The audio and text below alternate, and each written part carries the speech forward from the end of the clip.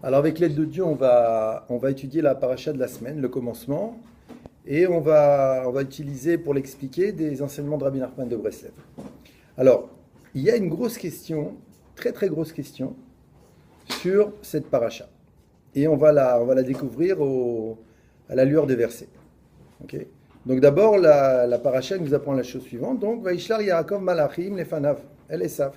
Donc Yaakov, il a envoyé des anges mamash, il dit Rashi, vraiment c'était des anges, pour prévenir Esav de son arrivée. Okay, et lui dire quoi? Okay, Im Lavan Garti. J'ai habité avec Lavan. Ça veut dire quoi j'ai habité avec Lavan? Ça veut dire que Ve Tariag Mitzvot Shamarti. Le mot Garti correspond à Tariag, qui correspond à 613. Et donc il a dit j'ai gardé les 613 mitzvot. Voilà. Pour te prévenir que tu peux rien faire contre moi. Parfait. Très bien. En plus de ça, par quoi il est soutenu Yaakov? Par la demande explicite d'Hachem, qui lui dit retourne en Eretz Israël. Et il est soutenu encore plus que ça, Yaakov.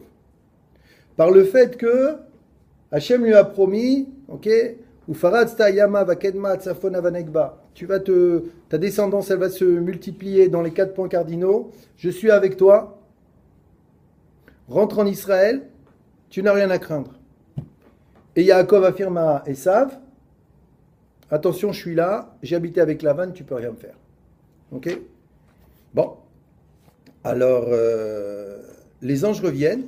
Qu'est-ce qu'ils lui disent? Ve'ashuvu amalachim el Yaakov lemor, banu el achicha el Esav, vegam oler likratecha ve'arba meot ish imo. Il dit, écoute, voilà, on a été chez Esav, et il vient vers toi, ton frère, et il a avec lui 400 personnes, et ils sont tous animés d'une mauvaise intention.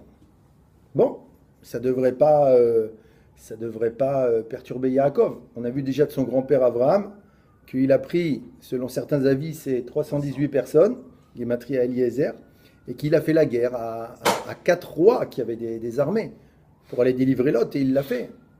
Donc c'est pas des peureux, les Abraham, Israël et Yaakov. C'est pas des peureux. 400, c'est petit pour eux. Enfin, malgré tout, le passou nous dit quelque chose maintenant d'incompréhensible. Vaïra Yaakov meod vayetzerlo. Que Yaakov, il a eu très peur, vayetzerlo, et ça l'a fait souffrir. Voilà. Donc, je ne comprends pas maintenant. Okay, ton frère, c'est un rachat. Toi, tu es un tzaddik. Tu le sais. Hachem, il t'a dit rentre. Je suis avec toi. Tu vas avoir une grande descendance et tu as peur d'Esav. Ça ne tient pas debout. Ça ne tient pas debout. C'est lui-même qui a été le prévenir. Je suis là, tu ne peux rien faire contre moi. Et quand tu apprends qu'il vient vers toi, tu as peur de lui. Ça ne tient pas debout. Okay. Il n'a pas peur de lui jusqu'à ce moment-là où les anges viennent lui dire écoute, il arrive et il est fâché. Il a des hommes avec lui, il est fâché. Oui, il y a écrit que c'est ça qu'il est fâché. C'est quel mot qui dit Hein? on comprend? Non, c'est dans les commentaires. Okay. Arba meot ish imo. Arba meot, c'est Gematria Ainra. C'est-à-dire qu'il a un mauvais œil sur toi maintenant. Okay. Il n'a pas du tout l'intention de faire la paix avec toi. Okay. Alors, comme Malachim, c'est un commentaire aussi. Il a envoyé des envoyés. Ouais, parce que Malachi, normalement, c'est des envoyés. Mais on sait que c'est des anges. Mamash, Malachi, Mamash. Alors, qu'est-ce qu'il a fait? Qu'est-ce qu'il a fait? Il a séparé son camp, ainsi que son petit troupeau, son grand troupeau, les chameaux qu'il avait avec lui, en deux. Ok? Vayomer im yavo esav el hamachane achad veikaou vayamachane anishar le pleta. Il dit si Esav vient et qu'il frappe un camp, et qu'il arrive à nuire à un camp, au moins il en restera un. C'est incroyable. C'est-à-dire il a vraiment peur de lui. Et il pense que Esav, il est capable maintenant de frapper un camp. Okay. Maintenant vous allez dire oui, mais il y a des midrashim connus, que Yaakov il se dit oui, mais Esav, il avait le mérite de kivud avvahem, d'avoir respecté son père.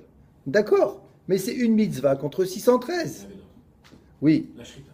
Ok. Avec ses flèches. Ok. Et d'autres choses. Et la carte Oui. du livre. Oui, d'accord, mais c'était quoi l'activité principale d'Esav? C'était violer et chasser et se faire plaisir. C'était un rachat. Esav un rachat, et Yaakov il le sait. Donc même si tu as quelques mitzvot, moi j'ai les 613 et j'ai la promesse de Dieu. Ok. Donc qu'est-ce que tu as peur maintenant? Pourquoi tu as peur maintenant, Yaakov? Ok. Alors, la question, pour commencer à donner la réponse, ok, j'ai lu un commentaire, je ne me rappelle plus le sage qui a écrit ce commentaire, mais le commentaire c'est le suivant. Le verset il dit Vaïra Yaakov Meod, il a eu très peur Yaakov. Il a eu très peur. Vaïtserlo, il en a souffert. Il a souffert. Alors généralement quand on veut expliquer ce verset, on dit Yaakov, il a eu très peur, et il souffrait, qu'est-ce qui va se passer, qu'est-ce qui va me faire Esav, ok, c'est ça cette souffrance apparemment. Eh bien non. Le commentaire il explique que Yaakov il a souffert parce qu'il avait peur. Yaakov n'a pas eu peur d'Esav, il a eu peur de sa peur. C'est ça qu'il faut comprendre. Il a eu peur de sa peur. Pourquoi? Parce que une chose n'est dangereuse que quand tu as peur d'elle. Une chose n'est dangereuse que quand tu as peur d'elle. C'est-à-dire, Yaakov, il rentre en Eretz Israël, ok? Il est confiant, il est sûr de lui, et tout d'un coup, il passe à la peur. Il dit, si j'ai peur, Esav, il peut avoir une influence sur moi. C'est-à-dire qu'il pensait avoir fait une avéra peut-être à un moment donné? Non, il n'est pas marqué qu'il pensait avoir fait une avéra. D'où est venue la peur? Bah ouais. Alors, il a peur d'avoir peur, mais la peur, Alors, il dit qu'il a peur. alors, d'où elle vient cette peur? Ok. Une des manières d'expliquer cette peur, par l'intermédiaire d'un enseignement de Rabbi Nachman, c'est qu'il y a deux types d'intelligence. Mochin de Chutz Laaretz et Mochin de Eretz Israël. Il y a l'intelligence de Chutz Laaretz et l'intelligence d'Eretz Israël.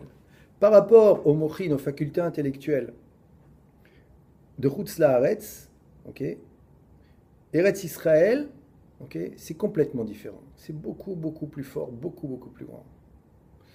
Et donc, Mochin de Chutz Laaretz, c'est quoi? C'est cette vision qui, lorsque nous, après avoir fait notre alia, on retourne à Paris, ou dans la ville où on habitait, et qu'on voit les gens, nos amis, les gens qui étaient comme nous, on était comme eux, on pensait comme eux, on était bien avec eux, et on se sent loin d'eux. Et ça nous semble petit, ça nous semble angoissant, ça nous semble... Moi, quand je passe Shabbat à Paris, je suis angoissé. Dans la synagogue, à Shabbat, je suis angoissé. Je me sens pas bien, c'est-à-dire je fais pas mon kiff de Shabbat. Ok? C'est dur. Okay. Bon, après, quand je vais à table et qu'il y a un couscous boulette et une kailel le lendemain, ça me réconforte. Mais sinon, bémet, à la synagogue, je suis angoissé. Okay. Et nous, quand on retourne, on s'aperçoit quoi? Que notre intelligence, elle a complètement changé, qu'on le veuille ou non. Parce que sur Israël, les Chachamim disent Avir Markim, que l'air, il rend sage, il donne de la chokma. Rien que le fait d'être ici, ça te donne une sagesse, que tu sois religieux ou pas. Ça te donne une sagesse supérieure. Ça te donne une foi supérieure. Ça te donne un sens de la vérité supérieure, la terre d'Eretz Israël, explique Rabbi Nachman. C'est la Ségoula de la terre d'Israël, c'est la terre d'Israël, c'est le palais d'Hachem, c'est Shtaparchement, Eretz Israël. C'est la première promesse d'Hachem à Avraham Avinu, Eretz Israël. Hein? La terre d'Israël. La terre d'Israël. Ok. Bon. Sans rentrer dans les décortications, on ne peut pas tout faire en 3 quarts d'heure. Non, on s'est compris. Okay. Donc, en tout cas, on peut expliquer ça comme ça. Que Yaakov Avinu, il est confiant. Mais ta grandeur d'esprit, ce qu'on appelle Mochin de Gadlut, quand tu es en largesse d'esprit, que tu vois clair, que tu vois bien, que tu n'as pas peur, cette grandeur d'esprit, quand on arrive en Eretz Israël, elle devient petite. Et quand la grandeur d'esprit, Mochin de Gadlut, se transforme en Mochin de Katnut, étroitesse d'esprit, automatiquement, c'est là que toutes les émotions négatives, comme la peur, l'angoisse, le découragement, la tristesse, etc., toutes les émotions négatives, elles commencent à s'exprimer. Donc il était déjà en Israël quand il a reçu ça? Quand il est rentré en Israël, ça s'est produit. Donc il était en Israël et là, il a commencé à avoir peur. Avant, il n'avait pas encore peur. Non, il n'avait pas peur avant. Il n'avait pas peur. D'accord. Il n'avait pas peur. Disons que il a réalisé sa peur quand on lui a dit Esav vient. Mais il savait que Esav pouvait venir. Mais tout d'un coup, il s'est retrouvé en étroitesse d'esprit, en Mochin de Katnut. C'est le secret de ce qu'il dit à Kadosh Baruch Hu, Katonti mechasadim. Je me suis rapetissé, c'est-à-dire peut-être que je ne mérite plus ta bonté. Et le sot de peut-être je ne mérite plus ta bonté, c'est justement ça, ce sot dont parle Rabbi Nachman dans l'enseignement 106, okay, où il dit que parfois un homme, okay, il est en Mochin de Katnut. Tout d'un coup, il se retrouve en étroitesse d'esprit. Cette chose-là, elle nous arrive à nous aussi. Il y a des fois, on est spirituellement positif. on est confiant, on arrive au travail, ça va bien se passer. Il y a d'autres fois, on arrive au travail, on est angoissé. Comment je vais faire? Qu'est-ce qui se passe? Il y a des fois, les choses sont claires. La présence d'Akadosh Baruch Hu, on la sent et elle est rassurante. Et on n'a peur de rien. Et il y a des fois, on se retrouve sans aucune sensation spirituelle, sans aucune envie même de prier ou d'étudier ou de se lever. Et on n'a pas envie. Et le poids de nos fautes, il vient parfois dans la tête des gens. Okay, il dit oui, ce que tu as fait, etc. Et on se sent loin de Dieu. C'est des périodes comme ça. Ces périodes, elles sont parfois voulues par Dieu. Parce qu'un homme, quand il est en étroitesse d'esprit, les efforts qu'il peut produire pour servir Dieu malgré son étroitesse d'esprit ont une importance considérable pour Akadosh Baruch Hu. Et on donne parfois le meilleur de soi-même quand on ne comprend plus rien. Okay. Et des fois, c'est nous-mêmes, à cause de nos fautes, de nos erreurs, qui nous mettons en étroitesse d'esprit. Par exemple, quelqu'un qui faute, okay, automatiquement, il se déconnecte d'Akadosh Baruch Hu parce que sa neshama, elle a été affectée par les fautes. Et à cause de ça, sa capacité à ressentir la présence de Dieu qui est possible grâce à la neshama, cette capacité, elle est atrophiée. Et donc, quand on ressent moins Dieu, on est moins confiant et on tombe en étroitesse d'esprit. Donc, nous dit Rabbeinu, il y a des fois où l'homme, il est en mochin de katnout. Il est en étroitesse d'esprit. Cette étroitesse d'esprit, elle entraîne quoi? Elle entraîne qu'on ne sait pas quoi faire. Et c'est ça, en utilisant l'enseignement de Rabbi Nathan, c'est ça qu'il a divisé son machané en deux. C'est un symbole. C'est-à-dire quoi? Ça veut dire que quand on ne sait pas quoi faire, diviser son machané en deux, son camp en deux parties, ça veut dire qu'il était en situation de Etzah Chaluka. Etzah Chaluka, ça veut dire que le conseil, il est partagé. Tu ne sais pas quoi faire. Par exemple, dans l'éducation, le cas classique. Ton enfant, il se comporte médiocrement, ou il fait une grosse bêtise. Et là, tu te demandes, est-ce qu'il faut que je sois dur avec lui, ou est-ce qu'il faut que je sois compréhensif et doux? Est-ce que je dois le punir, ou est-ce que je dois discuter avec lui? Est-ce que je dois le laisser faire ça, ou est-ce que je dois lui interdire ça? On ne sait pas quoi faire. On ne sait pas, ça s'appelle Etzah Chaluka. Tu dois prendre une décision. Est-ce que je vais mettre mon enfant à cette école-là ou à cette école-là? Etzah Chaluka. Est-ce que je vais habiter là ou je vais habiter là? Etzah Chaluka. Est-ce que je vais choisir ce métier-là ou ce métier-là? Etzah Chaluka. Okay. Il y a beaucoup de situations où un homme il est confus parce que le conseil il est divisé. Et c'est d'ailleurs l'apanage de Mochin de Katnout, de l'étroitesse d'esprit, c'est justement la confusion. Et donc le Etzah Chaluka, le conseil divisé, le conseil partagé, que je ne sais pas vraiment quoi faire. Alors qu'est-ce qu'on fait quand on ne sait pas vraiment quoi faire? Alors nous dit Rabbi Nathan, il faut faire comme Yaakov Avinu. Yaakov Avinu, lui, il a dit, il faut que je garde un camp indemne. Il faut que je sauve au moins un camp. Ça veut dire, quel que soit, à notre niveau à nous, c'est la chose suivante.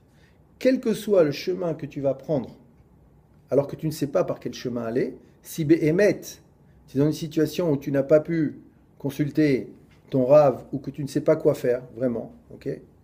Quel que soit le chemin que je vais prendre, eh bien, je vais faire en sorte que Dieu y soit avec moi, quoi qu'il en soit. Je ne vais pas tout abandonner. Je vais garder une partie indemne. Ça veut dire que des fois, un homme, spirituellement, maintenant rapporté à titre spirituel, des fois, un homme, justement, il est en étroitesse d'esprit. Et il ne ressent plus rien. À ce moment-là, l'Etzera, il arrive et il lui dit « Laisse tomber, c'est pas pour toi. Ça y est, lâche. Lâche, t'as fait une avéra, ouais, ça y est maintenant, continue. Okay. C'est bon, continue, c'est bon. Ça y est, t'as chuté, qu'est-ce que tu veux? Continue. Laisse tomber, c'est pas grave. Peut-être dans un an, tu feras tchouva, ou alors, de toute façon, tu ne pourras pas faire tchouva. Lâche. Et la personne, elle chute. Et elle lâche parce qu'elle chute. Ça, c'est une erreur. Ok? Donc, laisser un camp indemne, ça veut dire quoi? C'est que même si, et ça contre toute logique, même si tu te retrouves en situation où spirituellement tu es affaibli, quoi qu'il en soit, tu dois te battre pour garder un camp indemne, c'est-à-dire faire le bien que tu peux faire. Il y en a qui est venu me voir hier, on m'a dit que comme j'avais la télé à la maison, j'avais pas le droit de porter les tzitzit. Que Dieu préserve. Je lui ai dit, tu es fou, quoi. Je sais. Mais si tu sais d'où ça vient ces trucs pareils, respect pourtant. C'est pas des abrutis qui lui ont parlé. Ah bon? Ouais. J'ai pas compris, excuse-moi. Il a le télécheval? Non, il a la télé à la maison. Alors tu n'as pas le droit de mettre les tzitzit, on lui a dit. Ouais, je sais. Tralouet, c'est le mot exact. Ok. Alors je lui ai dit non. Ce qu'un juif il peut faire de bien, il faut qu'il le prenne. Même si parallèlement, il y a des choses qui ne vont pas, Prends ce que tu peux prendre. Toujours prends ce que tu peux prendre. Laisse un camp indemne. Ne lâche pas tout. Ne lâche pas tout. Parce que si tu lâches tout, ok, alors le Yetzer Hara, il a vraiment gagné là. Je sais pas, quand tu dis Yetzer Hara, j'ai bien que tu définisses. Le Yetzer Hara, bon, effectivement, c'est un terme générique. Qu'est-ce que je fait que le temps fait que le temps. Le C'est quoi Yetzer Hara? Le Yetzer Hara, c'est une inclination au mal qui se trouve ancrée dans l'individu, qui est l'individu lui-même et qui lui permet d'avoir un libre arbitre. Bon. Ok. C'est pas une force extérieure. Voilà. Ok.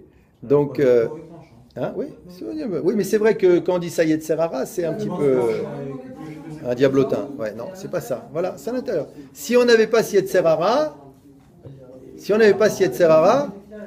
ça ne vaudrait pas la peine qu'on existe. Au contraire, la grandeur d'un juif, c'est de servir Hachem avec son Yetzer Hara. Avec son Yetzer Hara. De bête pour Yetzer Hatov, Yetzer Hara. Kol hakavod. Ok. Donc, ça c'est le conseil de Yaakov. Mais Rabbi Nachman, dans l'enseignement 106, il va plus loin. Il dit que quand une personne, il dit comme ça, il n'y a de pauvreté, ça c'est dans la Masechet Nedarim, en aniut ela min hadaat. Il n'y a de pauvreté que dans la connaissance de Dieu. Ok. Le vrai pauvre, c'est celui qui n'a pas de date. Le date, c'est une connaissance de Dieu vécue. Où est-ce qu'on voit le date la première fois dans la Torah? Et sadat tov vera. L'arbre de la connaissance du bien et du mal. Hachem, il dit, écoute, c'est pas le moment d'en manger, il faut attendre un peu. Attends, n'en mange pas. Il n'a pas écouté Adam Arishon, il a mangé de l'arbre de la connaissance du bien et du mal. Cet arbre de la connaissance du bien et du mal explique le Ramchal à Kadosh, Rabbi Moshe Chaim Luzzatto. Okay. Il dit que, en vérité, l'arbre de vie duquel Dieu avait dit à Adam, c'est de celui-là que tu dois manger. Et Sachaim Lamachzigimba, ça représente la Torah, ça représente les tzadikim. C'est ça l'arbre de vie. Okay. Cet arbre-là, okay, c'est de ça que tu dois manger. Mais l'arbre de la connaissance du bien et du mal, dit le Ramchal, c'est une autre manière d'arriver à la vérité. Il y a deux manières d'arriver à la vérité. Il y a Etza Chaim, Etzadat Tov Vera. L'arbre de la connaissance du bien et du mal. Alors c'est quoi l'arbre de la connaissance du bien et du mal? L'arbre de la connaissance du bien et du mal, il explique le Ramchal, c'est que pour connaître le bien, d'abord tu dois connaître le mal. Tu vas connaître le bien en ayant mal. Tu vas souffrir et après tu auras tellement souffert que tu diras stop, d'ailleurs j'ai compris. Etza Chaim, c'est là-bas que ça se trouve. La vérité. La Torah, les tzadikim. Okay. Pourquoi il leur interdit après avec c'est un... Je ne sais pas. Je ne sais pas, c'est Tzarich Iyun, je ne sais pas. Donc comment dire? Okay. Lui il sait, je sais, mais c'est pas toi qui fais le cours. La semaine prochaine, c'est toi si tu veux. Ah, ne me la fais pas. Aïe. Ok. Donc, je connais ta réputation, c'est trop tard. Donc, comment dire? Etzadat Tovera, pour connaître le bien, tu vas avoir mal. Alors attends, qu'est-ce que c'est l'expérience du mal? Quand quelqu'un il a mal, quand il connaît le mal, il a mal au corps, il a mal au cœur, il a mal à la tête, il n'est pas bien, c'est-à-dire que le mal, il est vécu pleinement. De là, tu apprends, à l'inverse, ce que c'est le date, le vrai date. C'est une connaissance de Dieu qui prend ton cœur, ton corps et ta tête. C'est une connaissance vécue. C'est une connaissance où tu fais un avec Akadosh Baruch Hu. Et la preuve, c'est que juste après, comment est-ce qu'on appelle l'acte conjugal, qui est l'expression d'amour la plus intense qui soit, où le couplet, mamash forme une seule unité, Vayeda Adam et Chava Ishto. Que Adam, il a connu sa femme Ève, la connaissance. C'est-à-dire que finalement, le da'at, c'est une connaissance de Dieu tellement vécue, tellement intériorisée, qu'il va jusqu'au cœur. Okay. Ve'adata et Hashem, ve'ashevotal levavecha. Le da'at, il va jusqu'au cœur. Tu connaîtras Hashem et ton cœur reviendra vers lui. C'est-à-dire que le da'at, il doit descendre jusqu'au cœur. Il y a un da'at qui s'arrête à la tête. C'est pas bon, dit Rabbeinu. Le da'at, il doit descendre jusqu'au cœur. Ve'ashevota el levavecha. Il doit aller jusqu'au cœur. C'est-à-dire que tu vis la chose. Tu vis la chose. Pour donner un petit exemple, très théorique et très insuffisant, mais parlant quand même. On sait qu'il y a la chokma, la bina, le da'at. Il faut allusion à 3 facultés intellectuelles différentes qui vont en crescendo. La chokma, c'est ce qu'on appelle, c'est la sagesse théorique. C'est la capacité de comprendre une chose. Comprendre une chose, comprendre un plan, tu lis un livre, tu comprends, tu écoutes un cours, tu comprends, tu es capable de résumer. C'est ce qu'on appelle la chokma. Okay? La chokma humaine, hein. Je ne parle pas de la chokma divine, c'est autre chose, la chokma divine. Donc au niveau de la chokma humaine, c'est ça. Donc tu comprends, par exemple, Tu étudies la théorie de la mécanique, la théorie de la roue, la théorie de la poussée, la théorie de... Tu étudies plusieurs théories, tu les comprends toutes. Ça, c'est la chorma. C'est une intelligence plutôt masculine. Plutôt masculine. Puisqu'on dit Ava chorma. La chorma, c'est le père. Ok. Ensuite, il y a la bina. La bina, c'est, nous disait Chachamim, le'avin davar mitor davar. C'est comprendre une chose à l'intérieur d'une autre. C'est-à-dire d'être maintenant, c'est pas seulement que tu comprends plusieurs théories, tu es capable, en les enchevêtrant, d'en sortir des inventions, de comprendre des mécanismes, d'avoir des chidushim, des innovations. Celui qui a inventé la voiture, par exemple, lui, il connaissait toutes les théories qui sont appropriées au fonctionnement d'une voiture, et il les a mélangées de manière à ce que, je crée la voiture. C'était de la bina. C'était la bina. C'est une intelligence plutôt masculine, parce qu'elle demande du cœur. Féminine, pardon, excuse-moi. Féminine, parce qu'elle demande du cœur. C'est pour ça que la bina, elle est appelée M. Im la bina tikra. Ok. La bina, elle est appelée, elle est appelée au nom de mère dans la Kabbalah. Et on dit bina liba. La bina, elle est dans le cœur. C'est l'intelligence qui est avec du cœur. Quand tu mets du cœur pour comprendre quelque chose, tu peux le comprendre en profondeur. Okay. Et le da'at, c'est quoi? Le da'at, c'est l'étape supérieure. C'est-à-dire que maintenant, donc on a l'inventeur, on a le connaisseur des théories, on a l'inventeur qui utilise toutes ces théories pour créer, produire quelque chose. Et le troisième niveau d'Ad, c'est quoi? C'est le mécanicien. Il est en train de conduire une voiture, il entend un petit bruit, toc, et il manque un petit peu d'huile dans la troisième soupape d'injection, sûrement que le carburateur, il a pris un peu de poussière au niveau de la troisième valve.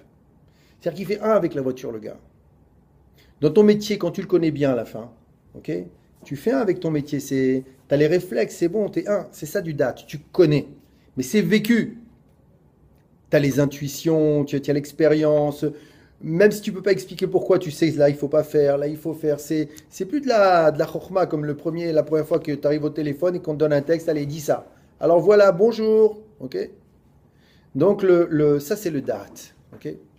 J'ai vraiment un problème par rapport à ça, Oui. dans la compréhension. Oui. On peut avoir un date pour quelque chose de limité comme une voiture. Mais la Torah, elle est infinie. Comment on peut faire un et maîtriser l'infini? Eh bien, on ne connaît jamais Akadosh Baruch Hu, c'est sûr. On ne pourra jamais avoir un date Mais- de la Torah. Mais non, c'est faux. Ok. Bechol derachecha da'eu. Dans tous tes chemins, connais-le. Ça veut dire que tu dois toujours faire l'effort de plus connaître Dieu, de mieux connaître Dieu. Et plus tu t'approches de lui, et plus tu vis avec lui, et plus tu l'aimes. C'est la preuve que tu t'approches de lui. Parce que si tu t'approches de lui par une pratique sophistiquée, pratique, une bonne pratique, ok, mais que parallèlement, et même une bonne tête dans l'étude de la Torah, mais que parallèlement, eh ben, tu te sens loin de lui et tu as peur à chaque fois qu'il te mette une claque, ok, c'est pas du da'at ça. C'est pas du da'at ça. C'est pas ça la connaissance de Dieu. Plus tu l'aimes, et plus tu utilises cet amour, avec bonne foi, en le respectant, en faisant des efforts pour t'améliorer, en l'aimant de plus en plus, ok, ça c'est du da'at. Ça c'est du da'at. Ok. Donc, les Rajamonim. Maintenant, on ne connaît jamais entièrement Kadosh Baruch Hu, mais on a une mitzvah de le connaître. On a une mitzvah de le connaître. Ce que tu connais, c'est bien. Et ce que tu connais maintenant, dans le monde futur, ça va être multiplié.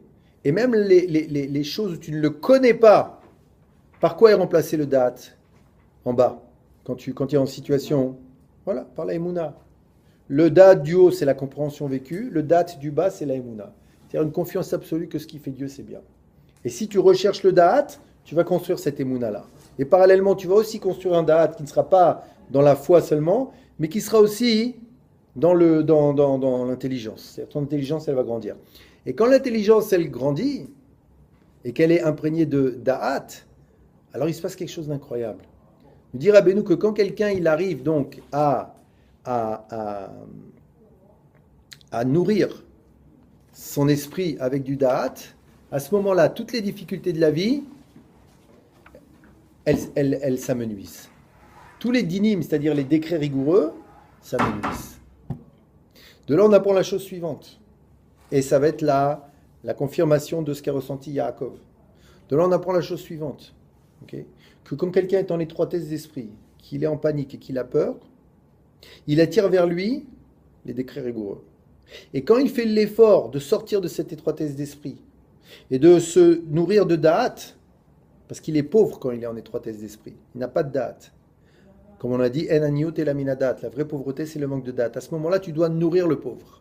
Comme c'est marqué dans les Teilim, Ashre maskil eldal, heureux celui qui nourrit le pauvre.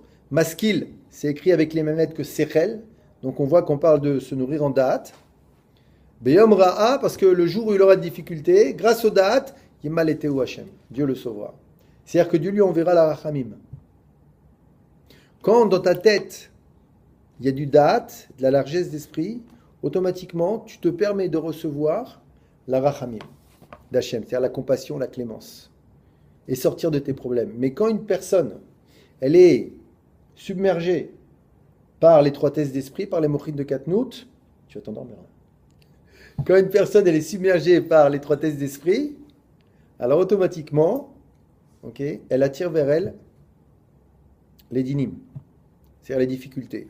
C'est-à-dire que le jugement céleste, il n'est plus le même. Le jugement céleste, il n'est plus le même. Oui, l'étroitesse d'esprit, ça ne s'applique pas que spirituellement. Ça s'applique aussi financièrement. Financièrement. Quand on peut Par savoir exemple, dans ce cas? Eh bien, elles sont où tes émotions? T'es comment là? T'as peur? T'es angoissé?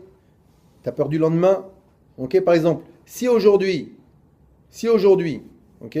tu as de quoi, tu as de quoi vivre, on dire, et que tu es inquiet par rapport au lendemain, Étroitesse d'esprit. si tu es en étroitesse d'esprit. Les Chachamim disent, celui qui a à manger aujourd'hui, et qui s'inquiète pour demain, Arezé Mekatne Amana. Il fait partie de ceux qui ont une petite foi. De la même manière, les Chachamim nous disent, un homme il ne peut pas prendre un cheveu de ce qui appartient à autrui. C'est-à-dire personne ne pourra te prendre ce qui t'appartient. Personne. C'est-à-dire quoi? La concurrence, le machin, les trucs. Lui, il m'a pris, il m'a volé mon dossier, mes clients, il m'a pris les noms, etc. Shay, Walou. De toute façon, ça te reviendra toujours. Et souvent, on voit ça beaucoup en Eretz Israël, ça viendra d'un endroit où tu t'y attendais pas. Tu as fait des efforts à droite et il est arrivé à gauche. C'est autre chose. C'est autre chose. C'est autre chose. C'est un autre cours, ça. Donc, plus on a de Emouna, et moins on a besoin de faire d'efforts. On apprend ça de la manne. Celui qui était tzaddik, elle venait devant sa porte. Celui qui était moins tzaddik, il fallait qu'il aille la chercher. Plus on est tzaddik, plus on est ma'amin, plus on a du da'at, et moins on a besoin de faire des efforts. Les Chachamim nous disent, Kanita da'at ma chasarta. Si tu as acquis le da'at, de quoi tu manques? De rien, tu as tout. Chasarta da'at, mais si tu manques de da'at, ma kanita, qu'est-ce que tu as acquis? Tu n'as rien. Tu n'as rien. Donc, matériellement aussi, il y a un manque de date. Quand une personne elle est angoissée et qu'elle travaille comme un chien, parce que comment je vais faire, qu'elle prend le monde entier sur ses épaules, même si elle croit en Dieu, mais les émotions lui prouvent que son système de valeurs inconscient, il n'est pas au niveau de ce qu'elle sait consciemment. Elle dit consciemment, c'est Hachem qui me nourrit. Mais dans son système de valeurs, c'est-à-dire dans sa émouna, celle qui est logée dans son inconscient, c'est pas ça qui est marqué. C'est marqué, c'est dur la parnassa. Ouh là là, qu'est-ce que c'est dur, c'est dangereux. Toute une éducation qui ressort, toute une culture occidentale qui ressort. Que les choses elles dépendent de moi. De moi. Oui, mais le problème c'est que je suis pas seul au monde. Les choses elles dépendent de moi, mais il y a des requins, il y a des loups, il y a des voleurs. Comment je vais faire? Ça c'est des mochines des Katnout.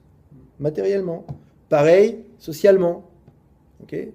À cause de la pression sociale, on est capable d'être super angoissé. Qu'est-ce qu'on va passer? Qu'est-ce qu'ils vont dire? J'étais ridicule, qu'est-ce que je vais faire? À cause des mochines de Katnout, les gens ils se fâchent. Ils ne se parlent plus. Parce qu'on est incapable d'avoir des mochines de Gadlout. C'est quoi la mochine de Gadlout de la relation sociale? C'est le shalom, c'est la communication, c'est la compréhension d'autrui. C'est la compréhension d'autrui. Je vais donner un exemple. Il arrive des cas où une belle fille, elle est fâchée avec sa belle-mère. Je veux plus aller, elle dit à ce moment, je veux plus aller. Je veux plus aller chez tes parents, c'est fini. Ta mère, elle est trop, je ne supporte pas ta mère. Qu'est-ce qui s'est passé? C'est que Béhémet, la mère, elle venait à la maison, et elle était lourde, un peu lourde. Et tout ce qu'elle faisait, sa belle-fille, au début du mariage, non ma fille, pas comme ça, non ma fille, non, c'est pas comme ça. Il aime comme ça les œufs, non, comme elle, tout genre. Et la fille, elle veut se construire en tant que femme, elle veut sa légitimité. Et on lui dit tout ce que tu fais, c'est pas bien. Elle se fâche. Et ça a commencé avec juste une histoire. La première fois qu'elle a fait une omelette à son mari, Ok. Et que la mère, elle est venue, elle dit, mais non, pas comme ça, les œufs, ils les aiment brouillés. Regarde, je vais te montrer. Laisse, donne-moi. Tac, tac, tac, tac. Ok. Alors là, ça commence à créer un froid. Ok. Elle a mis une distance. La mère, elle a dit, dis-moi, ta femme, elle est froide, hein, elle n'est pas très sympathique. Hein. Ok. Elle comprend pas, la mère, qu'elle a fait quelque chose. Elle n'est pas très sympathique, ta mère, avec moi. Hein. Alors la belle-mère aussi, elle commence à créer un certain froid. Ok.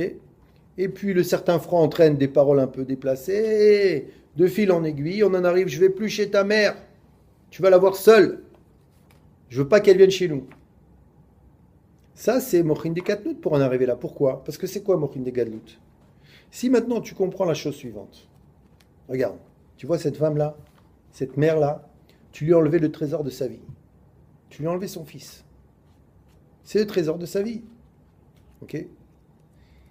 Pour une maman, c'est terrible. Des fois, je parle de ça à des mères. Je dis, vous savez, un jour, votre fils, votre fille là, votre fils, il y en a une, elle va venir, elle va vous le prendre. Elle va lui faire à manger, elle va s'occuper de lui. Mais ça ne sera jamais aussi bien que vous. Mais elle va vous le prendre et vous le verrez partir et être avec elle. Vous vous rendez compte?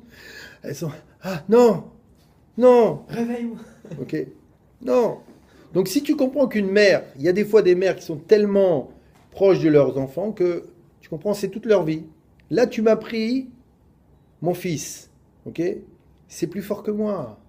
C'est plus fort que moi. Je veux tellement que mon fils il soit heureux et qu'il mange bien comme il mangeait bien à la maison. Je ne peux pas m'empêcher de... Tu comprends? C'est une personne âgée. Elle n'a pas la culture que tu as.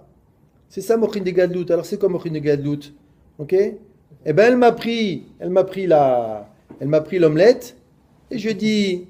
Mais quand elle m'a dit, non, c'est pas comme ça qu'il aime les œufs. Eh ben, je dis, montrez-moi, le maman. Ok? Montrez-moi comment il aime les œufs. Justement, il y a personne comme vous qui connaît votre fils et qui s'occupe de lui bien comme une mère. Personne peut vous remplacer. Montrez-moi, apprenez-moi à faire une omelette. J'espère qu'on va être amis et que vous m'apprendrez à bien m'occuper de votre fils. Au contraire, apprenez-moi, je veux savoir. Ok? Qu'est-ce qui se passe là? Ok? Qu'est-ce que c'est ça? Mochin des Gadlout, qu'est-ce que ça va amener? Compréhension, shalom. Elles vont être amies. Elles vont être amies mamash. C'est sur des petits trucs. C'est sur des petits trucs. C'est du date, ça. C'est du date. Ok?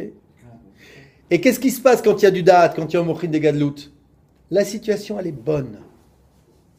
Mais quand il y a un mochin de Katnout, et à cause de ça, les gens se fâchent, les gens ne se parlent plus, c'est ça les dynim. C'est les difficultés de la vie. Ce que tu as dans la tête, ça va entraîner ce que tu vas vivre. Et plus que ça, si en bas, tu es en étroitesse d'esprit, sache qu'une chose que nous apprend Rabbeinu cette Torah-là, la manière dont tu réagis dans ta tête va engendrer la manière dont on réagit avec toi dans les cieux. Si tu es en étroitesse d'esprit, tu es dans des petits calculs, ok, logiques, parfois mesquins, okay, qui t'entraîne à être tout rabougri, ne pas être à la hauteur de toi-même, en largesse d'esprit, en haut, c'est pas Dieu qui s'occupe de toi. C'est pas Dieu qui s'occupe de toi, c'est le tribunal d'en haut. Tu fais des comptes en bas, on fait des comptes avec toi en haut. C'est le tribunal d'en haut. Mais ce tribunal d'en haut, lui, sa politique, c'est Etzadat Tov Vera. Ça veut dire, tu as fait du mal, boum. Comme ça, tu vas comprendre le bien. C'est de la rachamim, ça reste de la clémence, ça reste de la bonté, et tout est pour le bien. Mais Hachem, il dit, c'est dommage, ne mange pas de cet arbre-là. Alors pourquoi il l'a mis? Mais parce qu'il faut qu'on ait un libre arbitre, monsieur. S'il ne l'avait pas mis, ok, on n'existerait même pas aujourd'hui. Même pas. Parce qu'on n'existe que par rapport au fait qu'on ait un choix. Donc il l'a mis, et merci Dieu de l'avoir mis. Et heureusement que tu l'as mis, c'est le plus beau cadeau que tu nous as fait, Hachem. Parce que grâce à ça, on existe. Par nous-mêmes, on a un libre arbitre. Le secret, c'est le Etzachaim. Le Etzachaim, c'est Mochin des Gadlout. Alors, quand tu es en largesse d'esprit et que Akadosh Baruch Hu, il voit ça, le tribunal, il ne peut plus faire de compte avec toi. Tu sais pourquoi? Parce que toi, tu ne fais pas de compte mesquin. Tu ne fais pas des petits comptes. Tu es généreux, tu es bon. Ton seul calcul, c'est, dans le cas dont on parle, shalom, compréhension, qu'on vive en bonne harmonie. C'est ça l'essentiel. Ah, je dois donner un petit peu. Comment est-ce qu'on fait quand on fait aussi shalom bimrumav? Ok, dans la prière. On recule de 3 pas. Celui qui fait le shalom dans les cieux fera le shalom sur terre. Ok, amen. Ok. Comment on dit? Comment est-ce qu'on fait? On recule de 3 pas. C'est-à-dire, tu veux le shalom, recule. Laisse l'autre s'exprimer. Donne-lui la parole. Comprends-le. Comprends où il est. Comprends-le. Rentre dans son monde. Tu as une mère là. C'est terrible pour elle que tu lui as pris son enfant. Il n'est plus à la maison. Il dort plus à la maison. Comprends-le. Ah, elle est un petit peu acariâtre, etc. Et ta grand-mère acariâtre.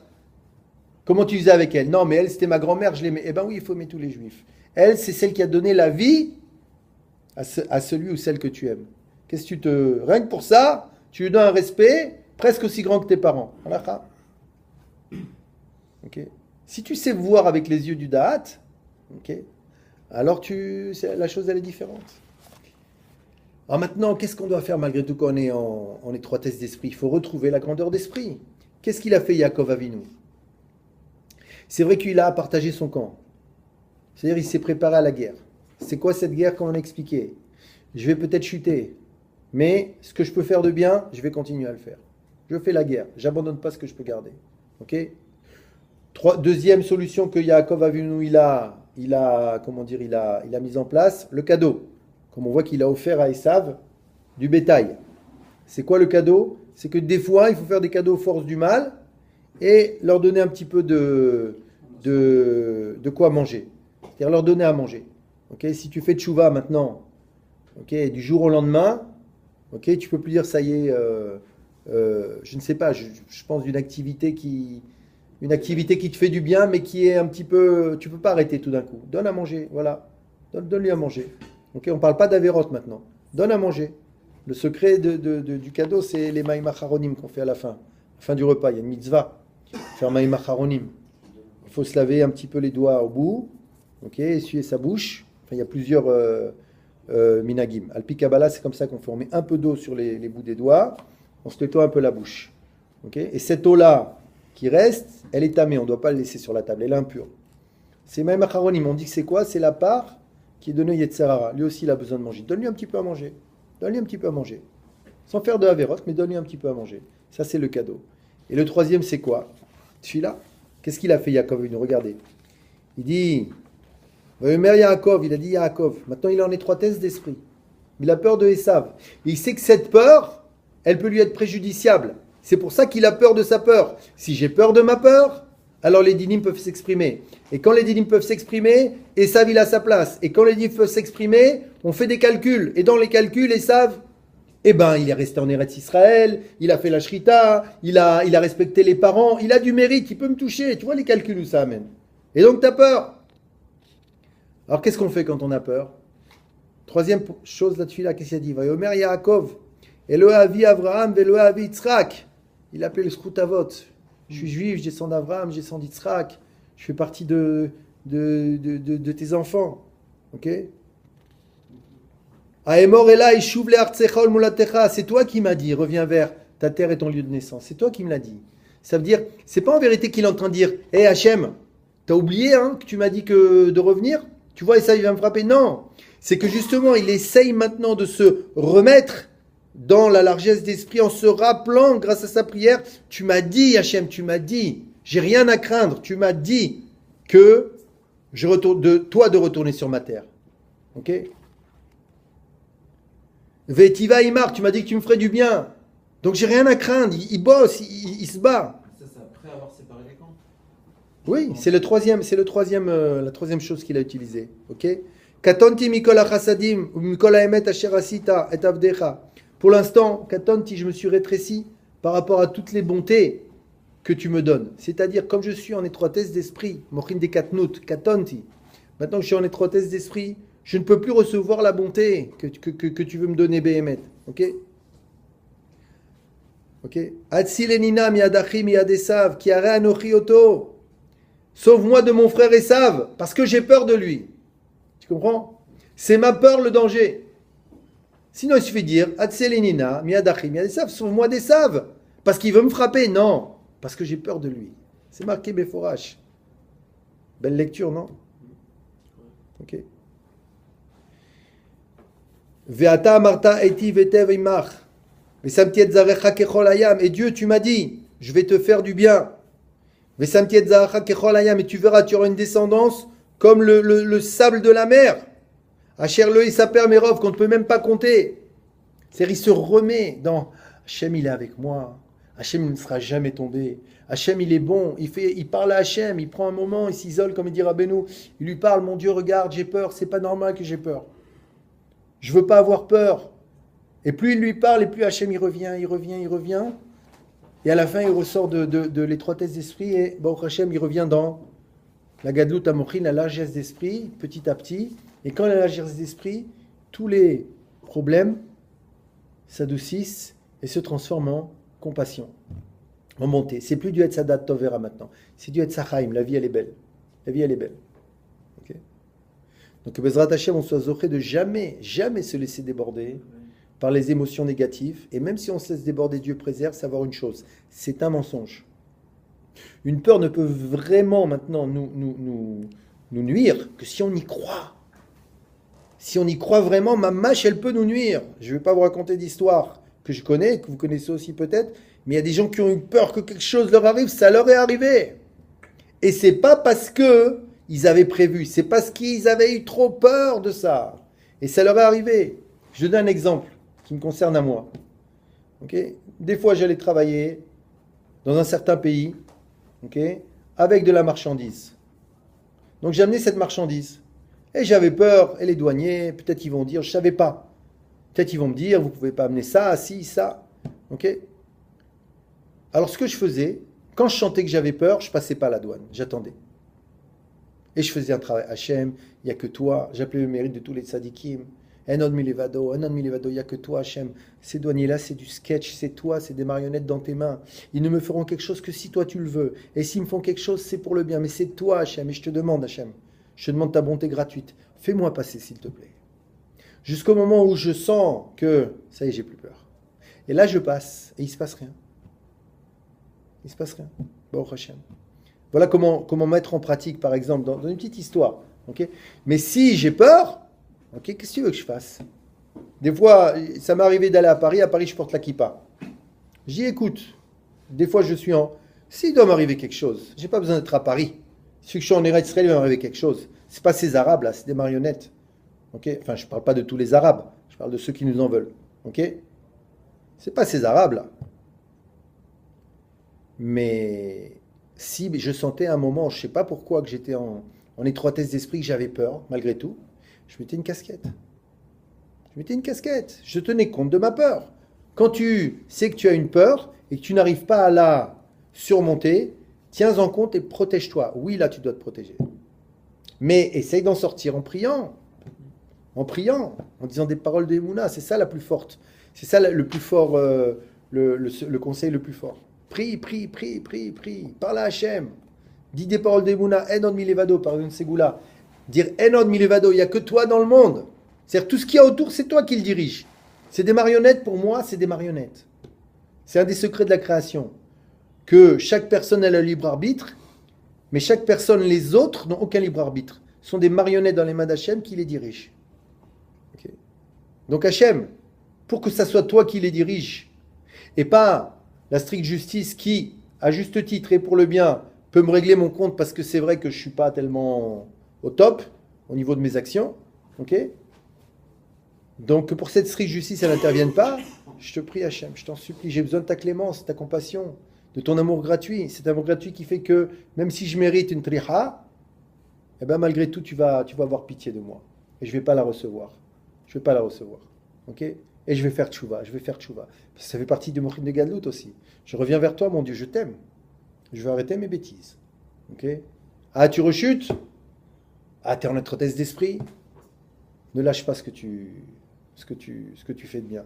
Divise ton corps en deux, comme on l'a dit. Ne lâche pas. Et prie jusqu'à ce que ça revienne.